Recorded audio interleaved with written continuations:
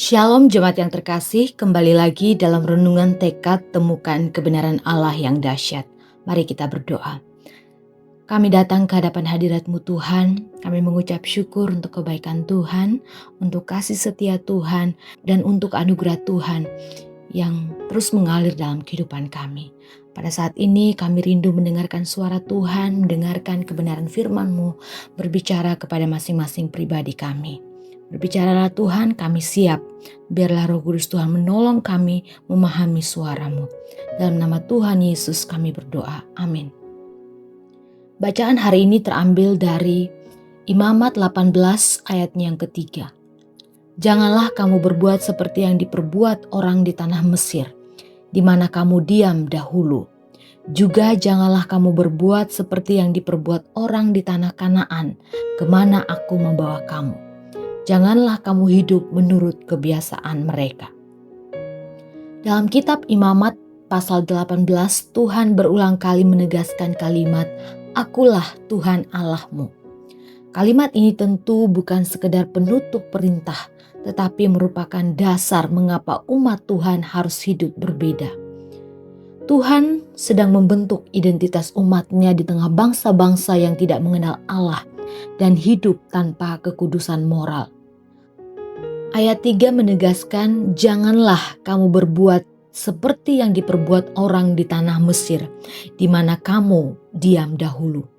Juga janganlah kamu berbuat seperti yang diperbuat orang di tanah Kanaan, kemana aku membawa kamu. Janganlah kamu hidup menurut kebiasaan mereka. Bangsa Israel baru saja keluar dari Mesir dan sedang menuju ke tanah Kanaan, dua tempat yang penuh penyembahan berhala dan kerusakan moral. Tuhan tahu bahwa manusia mudah dipengaruhi lingkungan. Karena itu umatnya dipanggil bukan untuk mengikuti arus dunia, tetapi hidup menurut standar Allah.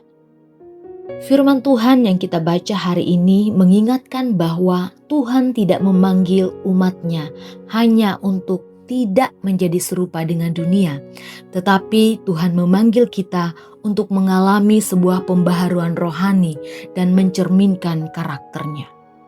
Kekudusan bukan sekedar aturan, melainkan bukti bahwa kita adalah milik Tuhan. Melalui pasal ini kita diingatkan bahwa identitas rohani jauh lebih penting daripada penerimaan dunia. Orang percaya tidak dipanggil untuk menjadi serupa dengan dunia, tetapi menjadi terang di tengah dunia yang gelap. Mari kita berdoa.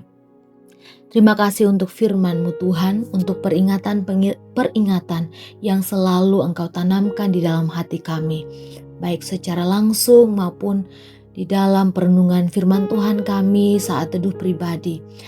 Dan itu mengingatkan kami Tuhan bagaimana hidup benar di hadapan Tuhan. Hidup mencerminkan kasih Tuhan. Hidup mencerminkan karakter Tuhan di dalam kehidupan kami.